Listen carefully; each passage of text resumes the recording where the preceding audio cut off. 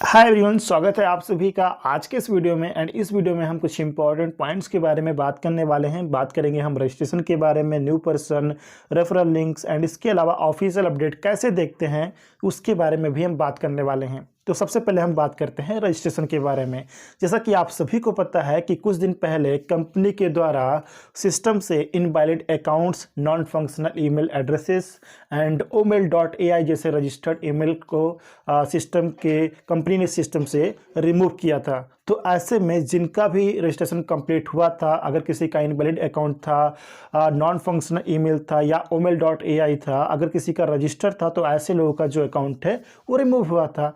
तो ऐसे लोगों का मैसेज आ रहा है कि अगर हम सेम डेटा के थ्रू अगेन रजिस्ट्रेशन करने की कोशिश कर रहे हैं तो वो फिर से रजिस्ट्रेशन नहीं हो रहा है। तो ऐसे में आपको बताना चाहूँगा फ्रेंड्स, और ऑफिशियल अपडेट भी आया है इसके रिगार्डिंग। आप सभी ने देखा भी होगा कि अगर एक बार किसी अकाउंट को सिस्टम से रिमूव किया जाता है तो सेम डेटा को यूज़ करके आप अगेन रजिस्ट्रेशन नहीं कर सकते हैं। अगर किसी को अपना बिगटी विथ एस में अगेन रजिस्ट्रेशन करना है, रिमूव होने के बाद अगर अगेन रजिस्ट्रेशन करना है तो आपको वहां पर न्यू फ्रेश ईमेल एड्रेस को यूज़ करना पड़ेगा। अगर आप करना चाहें रजिस्ट्रेशन तो बिल्कुल कर सकते हैं, लेकिन आपको न्यू फ्रेश ईमेल एड्रेस को यूज़ करके आप रजिस्ट्रेशन कंप्लीट कर सकते हैं, कोई दिक्कत नहीं है। मुझे उम्मीद है फ्रेंड्स कि ये पॉइंट आप सभी को समझ में आ गया होगा। फिर से मैं शॉर्ट में रिपीट करता हूँ कि अगर किसी का अकाउंट रिमूव हुआ है सिस्टम से, या फिर आने वाले टाइम में अगर किसी का अकाउंट रिमूव होता है किसी रीजन से, चाहे वो इनवैलिड अकाउंट हो, नॉन फंक्शनल ईमेल एड्रेस या किसी भी रीजन से अगर रिमूव होता है,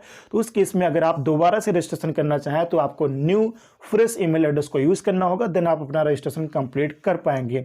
कुछ लोगों का यह भी मैसेज आता है कि सूरज जी, अगर हम ओल्ड ईमेल से रजिस्ट्रेशन करते हैं या फिर न्यू ईमेल से रजिस्ट्रेशन करते हैं तो इसमें कुछ अंतर रहेगा। मैं आपको बताना चाहूँगा फ्रेंड्स, कोई भी अंतर नहीं है, क्योंकि बिगटी विथ एस प्लेटफॉर्म एक न्यू प्लेटफॉर्म है, डिफरेंट प्लेटफॉर्म है। तो यहाँ पर आप चाहे न्यू ईमेल एड्रेस यूज़ करें या ओल्ड ईमेल एड्रेस यूज़ करें, कोई भी दिक्कत नहीं, आप कोई भी यूज़ कर सकते हैं। जो आपको लगे कि बिगटी विथ एस प्लेटफॉर्म के लिए ये ईमेल एड्रेस बेहतर है, आप उस ईमेल एड्रेस को यूज़ कर सकते हैं, कोई दिक्कत नहीं है। अब हम बात करते हैं यहाँ पर न्यू पर्सन के बारे में। कुछ लोगों का मैसेज आता है कि क्या हम न्यू पर्सन को इनवाइट कर सकते हैं जो कि ऑन पैसिव का पार्ट ना रहा हो, जो प्रीवियस नेटवर्क में ना रहा हो, एकदम न्यू हो, जो इसके बारे में नहीं जानता, क्या हम उसको इनवाइट कर सकते हैं? तो इसका आंसर है यस, बिल्कुल आप कर सकते हैं, कोई दिक्कत नहीं है। और इसकी रिगार्डिंग ऑफिशियल अपडेट भी मिस्टर एस ने दिया था बिगटी विथ एस बैक ऑफिस में। उम्मीद है कि आप सभी ने देखा होगा, अगर नहीं देखा है तो आप दोबारा उसको जाकर पढ़ सकते हैं। तो अगर आप किसी न्यू पर्सन को इन्वाइट करना चाहें, बिल्कुल आप कर सकते हैं। अगर आपको लगे कि ये प्लेटफॉर्म उस पर्सन के लिए बेहतर है, अगर वो पर्सन इंटरेस्टेड हो, अगर वो न्यू बिजनेस लॉन्च होने तक वेट कर सकता है, तो बिल्कुल आप उसको इनवाइट कर सकते हैं, कोई दिक्कत नहीं है।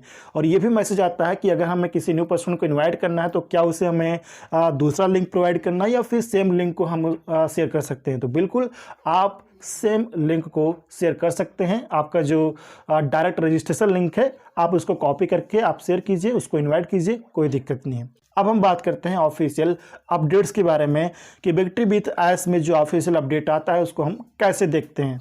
तो इसके लिए मैं आपको बताना चाहूँगा फ्रेंड्स कि ऑफिशियल अपडेट्स को देखने के लिए, यानी कि बिगटी विथ एस प्लेटफॉर्म पे बैक ऑफिस को लॉगिन करने के बाद सब कुछ अच्छे से देखने के लिए लॉगिन करने से पहले अपने ब्राउज़र को, अगर आप मोबाइल डिवाइस के थ्रू लॉगिन करते हैं तो अपने ब्राउज़र को डेस्कटॉप सेट में कर लीजिए। डेस्कटॉप सेट में करने के बाद आप बैक ऑफिस को लॉगिन करें तो जो सारी चीज़ें हैं ना वो आपको अच्छे से क्लियरली आपको दिखाई देगी।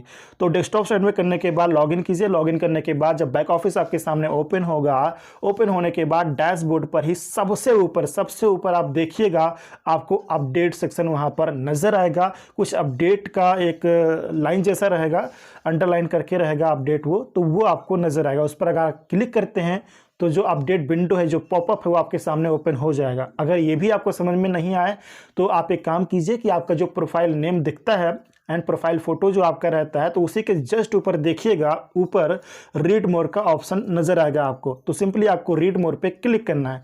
क्लिक करते ही जो अपडेट विंडो, जो पॉपअप है अपडेट का, वो आपके सामने ओपन हो जाएगा। एंड जो पेज आपके सामने ओपन होगा वहाँ पर ध्यान से देखिएगा, राइट साइड में एंड लेफ्ट साइड में आपको दो एरो नजर आएगा। वो एरो पे क्लिक करके आप एक पेज से दूसरे पेज पर जा सकते हैं और सभी अपडेट्स को इस प्रकार से आप लोग देख सकते हैं। तो इस प्रकार आसानी से आप ऑफिशियल अपडेट्स को जब भी आए तो उसको आसानी से आप रीड कर सकते हैं, कोई दिक्कत नहीं है फ्रेंड्स। मुझे उम्मीद है ये सारी चीज़ें, ये सारे पॉइंट्स आपको अच्छे से समझ में आ गए होंगे। एंड लास्ट में ज़रूर बोलूँगा कि अगर आप इस चैनल पर नए हैं तो चैनल को सब्सक्राइब जरूर कीजिएगा, ताकि राइट टाइम पर सही इन्फॉर्मेशन आप सभी को लगातार मिलती रहे फ्रेंड्स।